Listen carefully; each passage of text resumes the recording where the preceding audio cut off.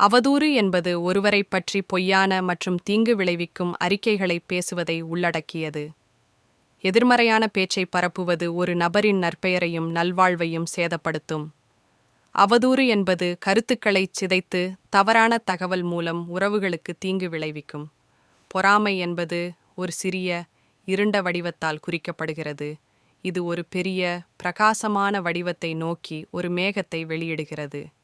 இருண்ட மேகம் பொறாமை எவ்வாறு மற்றவர்களின் சாதனைகள் அல்லது குணங்களை குறைக்க முயற்சிக்கிறது என்பதை குறிக்கிறது. பொறாமை எண்ணங்களும் பேச்சும் பொறாமையின் இலக்கில் அழிவுகரமான விளைவை ஏற்படுத்தும்.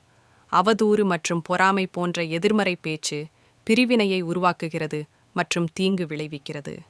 மரியாதை மற்றும் ஆக்கபூர்வமான தன்மையால் வகைப்படுத்தப்படும் நேர்மறையான பேச்சு புரிதலை வளர்க்கிறது. நேர்மறையான பேச்சை தேர்ந்தெடுப்பது ஒரு சமூகத்திற்குள் வளர்ச்சியையும் நல்லிணக்கத்தையும் ஊக்குவிக்கிறது.